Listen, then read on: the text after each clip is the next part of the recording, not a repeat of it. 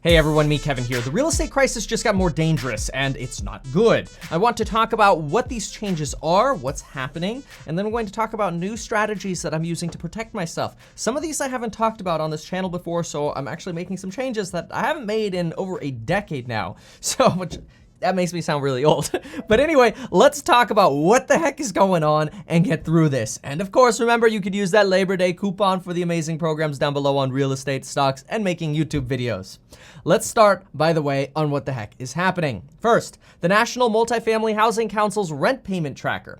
Basically, some company that tracks what kind of rent payments people make, found that 76.4% of apartment households made full or partial payments in September or by September 6th. That's based on 11.4 million units, which means out of 11.4 million units, over 2.5 million units didn't pay their rent on time in September. Now, this might not sound ridiculously unbelievable because after all, we're in a pandemic and there are a lot of people who are struggling with their rents right now. But this is the real problem right here. This is called an inflection point change. Why is it that in April, we have slightly over 78% of tenants making their payments by the first week of the month? And then in May, we have a better month. In June, things are even better. And then in July, when we get this sort of resurgence of COVID, we see this large decline again. Okay, not a surprise. Maybe people blew through their savings over here, coinciding with the resurgence of COVID. Boom, people stop making their payments again. But wait a second. Why is it that when COVID is now in substantially more or greater decline than we had in any of these prior months, where over here, we're rising and then we had this kind of resurgence here, why is it that now in September, we have this substantial inflection point to the down? Right here, folks, this is the inflection point we've got to be concerned about. Now, potentially this is because people are waiting for their FEMA unemployment boost. But the reality is not everyone's on unemployment. Yeah, we've got somewhere around 30 million people unemployed, but we've got an unemployment rate of 8.4%, which means the vast majority of people who owe rent are not on unemployment. So why all of a sudden are we seeing this decline? And this decline is, in my opinion, a concern, especially when as a nation we're already probably over now at this point, over $21 billion behind in rent. This trend worsening is not good. Remember, in real estate, we have to watch for inflection points. In stocks, we just look and go, oh, that's what the chart's doing today. It's a little different, right? And I'm not trying to minimize stocks. That's for a different video, okay? I got a stock playlist for that stuff. In real estate, we have to look at these little indicators, these inflections, I call them, and start thinking to ourselves, what's going on? We're going to talk more about that in just a moment, but I've got another issue that I want to talk about. Problem number two is the mortgage market in general is tightening up, especially since over 16% of FHA loans are seriously delinquent and 7.1% of conventional loans are delinquent on their loans. Now, in fairness, most of these are in forbearance plans, but what effect is this having on the mortgage market? Well, it's causing the mortgage market to seize up. And I shouldn't say seize up because that implies that it's not functioning anymore. It's still functioning, but it's only functioning for the people who are very capable of qualifying. Take a look at this chart. This is the Mortgage Credit Availability Index brought to us by the Mortgage Bankers Association. And what we want to look at is, yeah, obviously we had this substantial COVID decline where lenders start tightening their restrictions. They raise credit requirements. Remember, when banks raise credit requirements, they're doing that to minimize risk. They're lending with more down payments. For example, Chase bumped their down payment requirements, right? You see that tightening, and that reduces the availability of mortgages. That's not so much the problem. The problem is when we zoom in over here, we got another inflection point. Yeah, mortgage credit was tightening, but then we had this up, but why all of a sudden in September, the beginning here of September, are we going down again in availability? Those are the things we have to be careful of. We're seeing things starting to get better, and then nope, just kidding.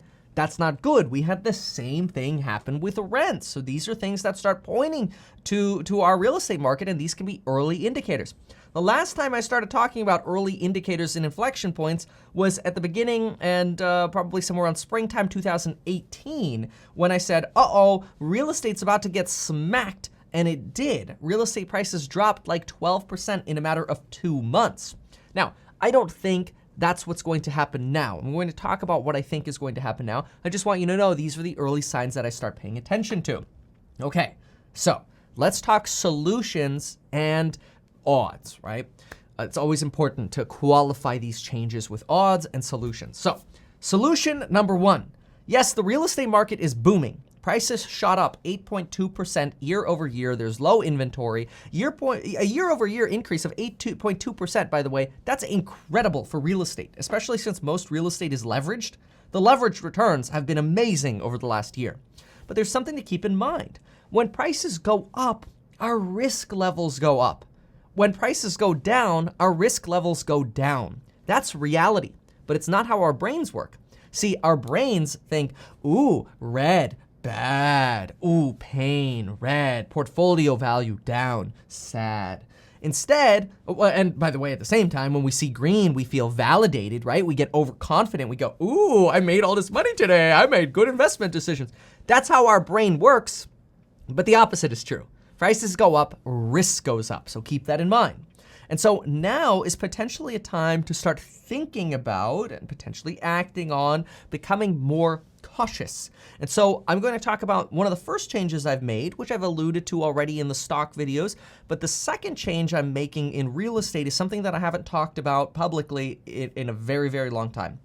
So the first change is this morning in my money and stock group, I mentioned that I'm taking a large portion of my available cash and I'm beginning to pay down credit lines and margin debt. This is a smaller, more recent change. This isn't the bigger change that I'm making. I'll talk about that in a moment. The reason I'm doing this is because, again, when prices are going up, I want to have more credit availability. When I pay down my credit lines, I qualify for more real estate to buy, which means I'm more primed to buy real estate when opportunities come up. And I also have less interest that I'm paying every month, which reduces my cash outflows, right? Minimizing my outflows is another way of basically increasing the cash that I have available.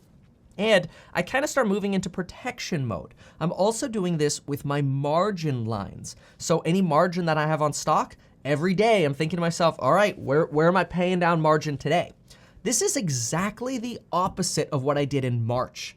In March, in fact, you could go back to my videos. The first week of March, I made videos and I said, folks, I'm pulling every credit line because banks might start freezing credit lines. I'm taking on debt because now's the time to borrow when prices are low because risk is lower when prices are lower, right? So I started taking out all this money now. Now I'm doing the opposite. So this helps me be prepared for in the event that there are some special opportunities that come up here.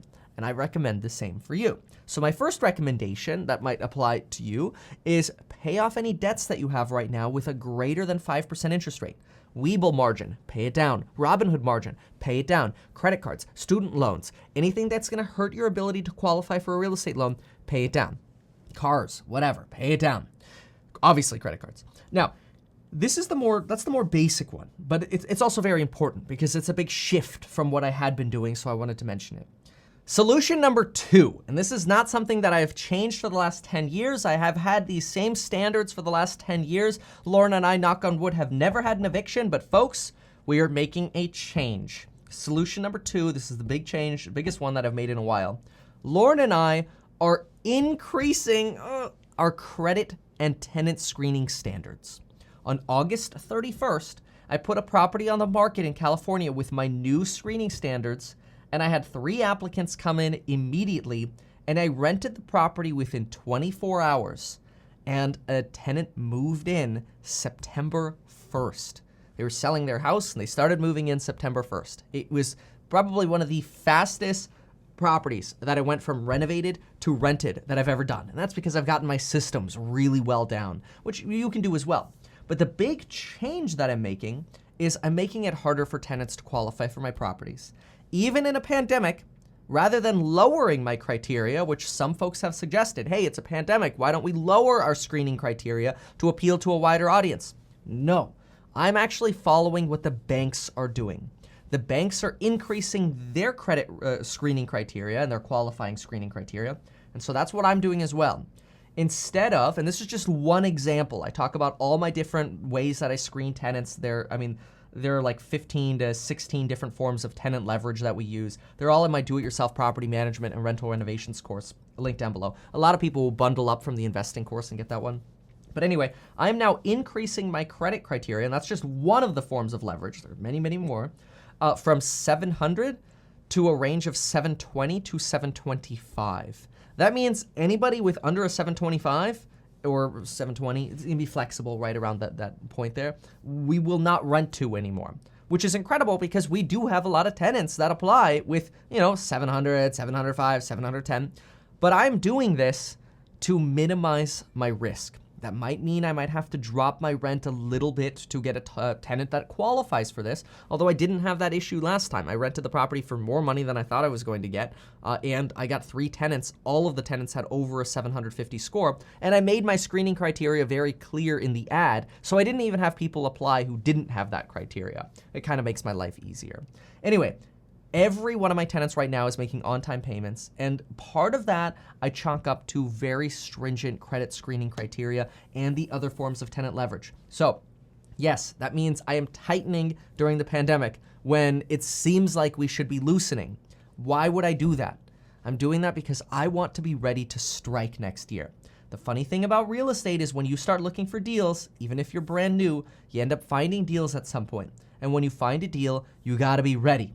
In fact, you can watch a complete video that I made on how to buy your first rental property, some very profitable tricks for you on buying your first deal. I'll link that down below. For now, though, we have to be realistic with the data.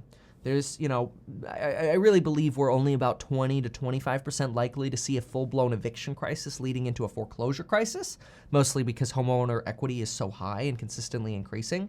However, I do believe that evictions are going to lead to more real estate inventory in March and June. And the last thing that I want is come March or June, less of my tenants paying rent and less cash available or less credit available to qualify for those deals. And again, I'm not gonna bypass a deal now. If a deal comes up on the market today, I will be there, I will check it out, and I will play ball. But in the meantime, I'm doing whatever I can to make sure I'm not going nutso on stock options while the market's at all-time highs to blow all my margin. I'm reducing. and so these to me are 2 very big shifts to help me prepare for more opportunities. I hope this helps you. Thank you so much. If you have questions, feel free to leave a comment. Join the public Discord. You could join for free the Discord if you want to chat in there. Tag me if you have questions. You could obviously leave a comment. And folks, thank you so much for watching. Consider checking out those courses. Get a free stock with Webull if you deposit $100. They give you a free stock up to $1,600. And of course, get life insurance in as little as 5 minutes. Thank you so much for watching, and until next time.